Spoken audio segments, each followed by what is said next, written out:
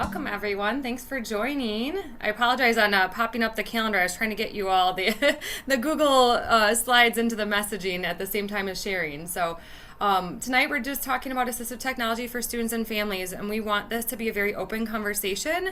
So as you feel that something fits or you have input to share, we welcome any of the collaborative conversation. So please do feel free to add your input or even stop us for questions. So our learning objectives, we're going to define the basics of AT, which many of you here might already know that, but we're going to go through just some of the basics. What does it mean to consider AT as part of the IEP? We'll share some examples of AT within the IEP, and we hope that you all will share some examples as well. Share individual and family experiences using AT. We'd love to hear from all of you, but also we have some families and students that have shared their experiences that we have quoted in here as well. Then we'll share some new resources where you can locate additional information. All right, Kathy, I'll let you introduce yourself. Like I said, thanks again, everyone, for joining us. I just want to take a second to introduce myself. My name is Kathy White. I am an assistive technology specialist, and I did teach in the school system for 33 years. I was at the high school level at the beginning of my career, and I taught students with very significant cognitive and physical disabilities, as well as I did some team teaching in the areas of psychology and sociology. I then started working with an assistive technology team. I helped develop that team. There's a great bunch that I worked with, had wonderful partners as I went through the school system. And it was a great experience, and I do miss that part of it. I was a presenter at both state and national conferences and continue to do that. I also have done a lot of teaching at higher ed. And right now, of course, I retired, which is kind of a chuckle. I retired, and now I'm co-chairing the Assistive Technology AT Forward Grant for the state of Wisconsin. So thanks, everyone, for joining us. And I'm going to let Anna introduce herself. We love having Kathy still involved quite a bit. She says she's retired, but we really appreciate having her around. She's got a wealth of knowledge. I'm Anna Cliff. I'm an occupational therapist and a special ed teacher by background. I currently am the assistive technology specialist and a program support teacher in Madison School District. I also have done some local presentation through the state and national conferences. And I became a member of the AT Forward group, and I love to learn about AT. So anytime I can network and collaborate with others to learn and grow in my practice and share that with others is why I'm here. So hopefully we can give you a little bit of new information as well. So we want to talk a lot tonight about what does assistive technology mean, especially when it comes to talking to parents about assistive technology. And of course, as instructors and members of IEP teams, we're the ones who really need to know that information as well. So, it always reminds me of those old cartoons, like the Charlie Brown cartoons, when you sit down and you hear blah, blah, blah, blah, blah, and you never hear the adults talk. And sometimes I think that's what happens in assistive technology, IEP meetings, or as a whole. We have all these things, like somebody says qualifying service, and we're like, what does that mean? And I really think people just don't always take the time to explain that. So let's take a few minutes to explain some of these things. A qualifying service. What a qualifying service is, when someone has a disability and that disability is affecting their educational performance, then an IEP team will convene and they'll take a look at their abilities, their weaknesses, and then we figure out where, is it a student with specific learning disability? Is it a student with cognitive impairment? And there are some legal ramifications to that. And we do want to specify tonight that we are not lawyers in any manner, shape, or form. We are just saying what we've used in our school districts to define these terms. So please always check with your special ed directors. So as far as a qualifying service goes, you could qualify for a 504 or an IEP, and maybe you have a specific learning disability. And those are the qualifiers for you, but that doesn't mean that you have qualified for assistive tech, because once you have an IEP, everyone kind of qualifies for assistive tech. It is all based upon a need. Okay, so if you Maybe you had a student who has spinal muscular atrophy and can't use their hands at all. So, and obviously, in order to get their schoolwork done, they're going to have to do some sort of written output, and that could be in the form of voice to text. So it's a need that the student has, and therefore we can assign a goal to it. Maybe the student needs to learn how to use voice to text so that they can produce their written work independently. So that is what assistive technology is. So you don't qualify for it as soon as you have an IEP or 504.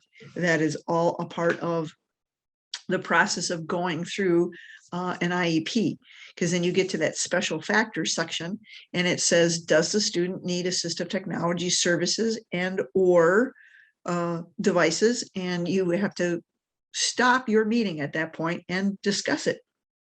And it should be considered.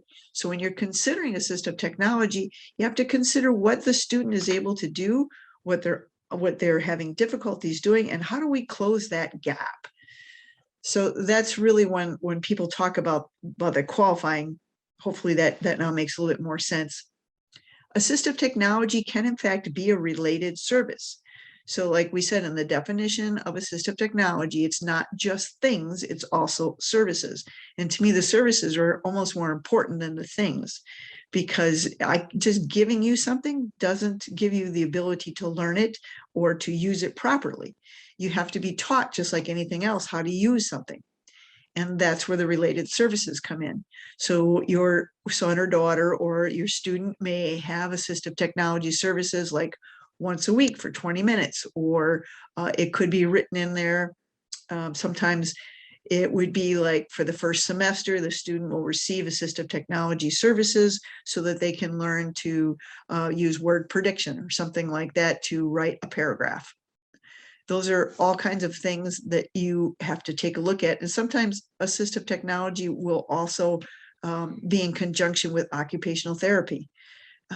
It just kind of depends upon how your teams are set up.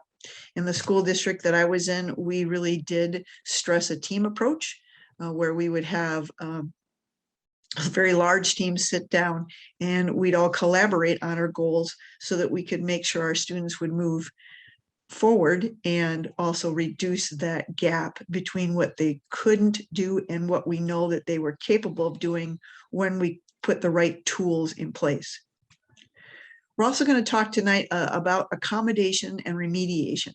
So accommodation means it really is the assistive technology. It's how do we accommodate someone's disability. So if you're unable to speak, we may accommodate it with an augmentative communication device.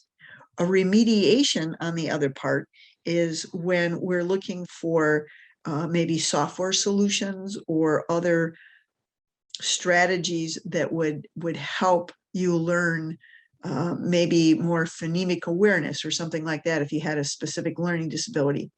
But most of the time, assistive technology deals with accommodations. Rarely do we do the remediation.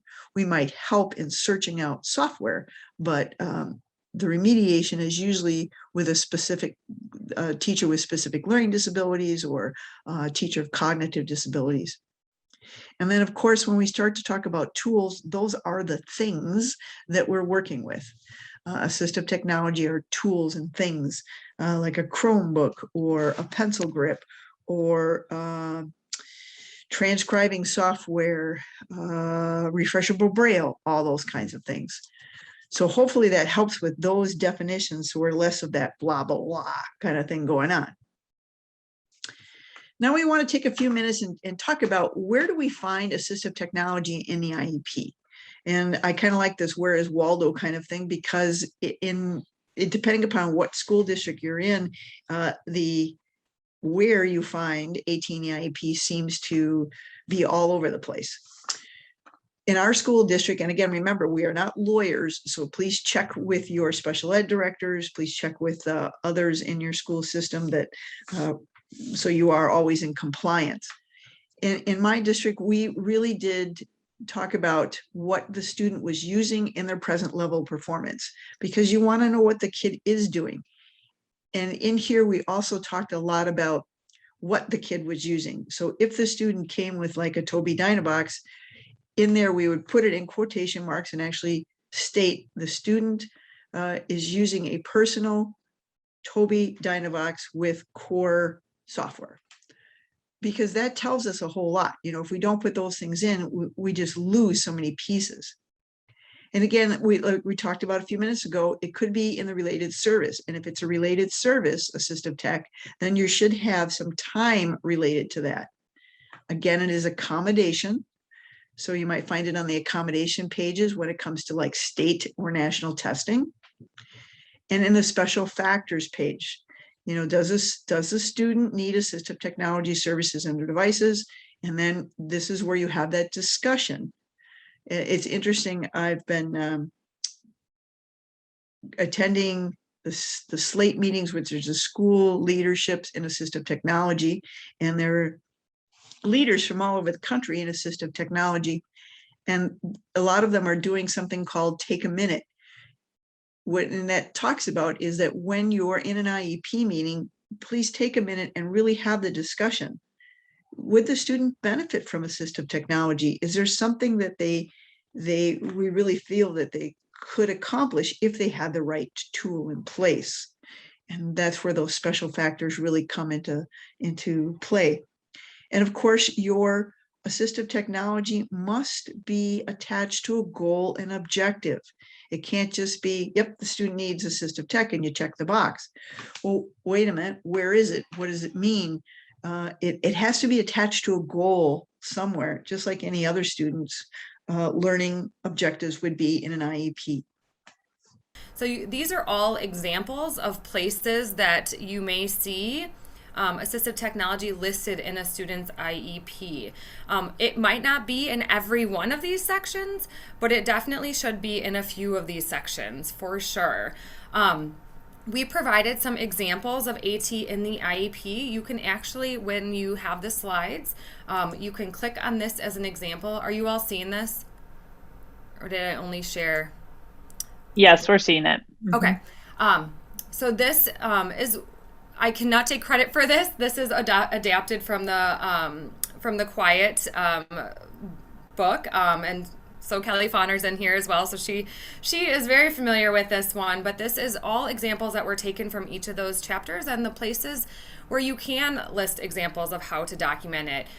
We have a couple additional ones that Madison teachers have shared from some of their own examples of how they were writing and documenting in an IEP. So feel free to use this as a guideline to support ideas of how you can document in an IEP. And then there's also examples of generic terminology. Oftentimes, we and I don't know if Kathy was alluding to this earlier, but we were having a conversation about in our district, we had some questions about about staff not wanting to put the details in the present level about what device the student was using. And it was really challenging because people were alluding to what it was, but they weren't exactly saying what it was. And in the present level, we really feel that that is a perfect place for you to identify exactly where a student is presently with their assistive technology. So when we leave that information out, it becomes a guessing game. Where we get held liable as districts and how we're supporting a student with a device is when it's listed in this supplementary aids and services, where you would document what the actual item is. You want to keep that more generic because we're really documenting what features a student needs. So these are examples of high tech, and we like to switch this. Actually, in Madison, we've been switching it to light tech instead of low tech. But light tech examples, high tech examples, there's many more out there. Feel free to add more in the chat, unmute yourself, and talk about other examples of how you've documented AT in the IEP. But anyone else have thoughts about the present level and making sure they share those details in there? I mean, have people been in a situation where someone has not documented well in the present level and you're playing that guessing game of what device a student has or is using? Kathy, do you have anything that you'd like to share in regards to the IEP and when people are not detailed enough in the present level? Yeah, basically, this is kind of what we wanted to talk a little bit about and see what other districts are doing I like to have the present level performance. I like to list out exactly what that student is using because how many of you guys have students who are not, who are very transient? They're here in your district one day and 10 minutes later, they're somewhere else. So when that happens, and I get a student that says, oh, so and so is using blank, and I'm like, what is that? And it doesn't say what it is. And I'm like, whoa, what does it mean? What does it mean? So, you want to make sure that we know exactly what that student is using. So in the present level performance, like Anna said, you can certainly put it there, and that's a great place to put that. And then what we want to do is when you're going through, like in the goals and objectives, in that point, you would be writing in there more of the generic kind of a term. So again, you're looking for the features, like Anna said.